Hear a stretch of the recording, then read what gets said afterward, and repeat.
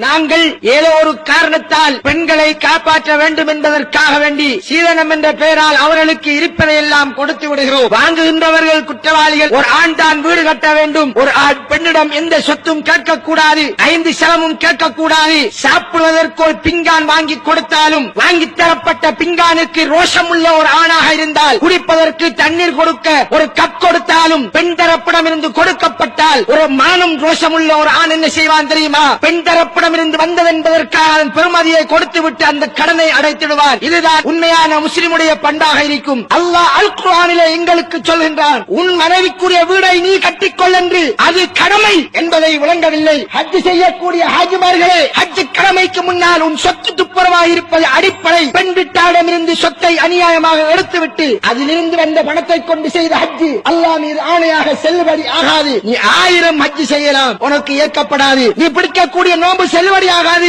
நீ தொழக்கூடிய தொழுகை செல்லுபடியாகாது. உன் பிரார்த்தனை ஏற்கப்படாது. இவ்வாறு இந்த சமுதாயத்தின் ஒவ்வொரு தனிநபரும் இருந்தால் யா அல்லாஹ் யா அல்லாஹ் என்று அழைப்புகள் வருகின்ற போதெல்லாம் நாம் அல்லாஹ்விடம் 1000 குனூத் ஓதினாலும் துஆ ஏற்கப்படாது.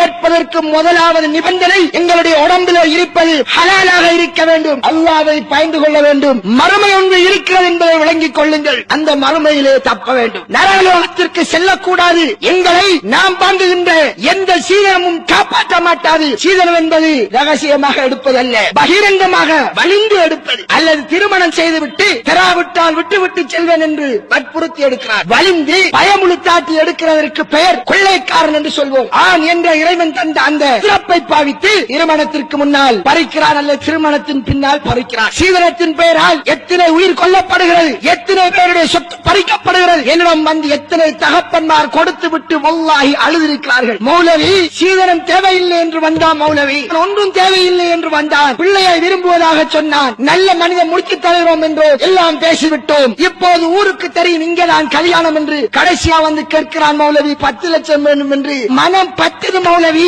இந்த பிள்ளைகள் வெளிநாட்டுக்கு சென்று கஷ்டப்பட்டு உழைச்ச காரை கேட்கிறான். இவன் கர்ம பிடிக்கிறவன் என்று என்ன செய்வதன் பிள்ளை வாழ வேண்டும் என்பதற்காக கொடுக்கிறோம் என்று அழுத கண்ணீர்கள் நரகத்தின் நெருப்பாக அவர்களை உரைய வைக்கும் என்பதில் பயராமல் கேட்டு வாங்குகிறார்களே வாலிப சமுதாயம். இவர்கள் எந்த வாலிப சமுதாயம்? உலகத்திலே கம்யூனிஸ்ட் நாடுகள் இருக்கிறது, சைனா இருக்கிறது, கியூபா இருக்கிறது. இங்கே பெண் தரப்பினால் எந்த செலவுமே கிடையாது. அங்கே பெண்ணுக்கு சுதந்திரம் கொடுக்கப்பட்டிருக்கிறது. America, Russia, German, London, European country எங்கேயும் பெண் தரப்பு திருமணத்தின் பெயரால் கஷ்டப்படுவது கிடையாது. உலகத்தில் உள்ள எந்த நாட்டிலையும் கிடையாது, இலங்கையிலும் கிடையாது. வடக்கையும் கிழக்கையும் தவிர குறிப்பாக இந்த கிழக்கு மாகாணத்திலே தான் இங்க இருக்கிற ஆடவர்கள் என்ன பொன்னையர்களா? அவர்களின் உறுப்புகள் என்ன மாற்றப்பட்டு விட்டதா?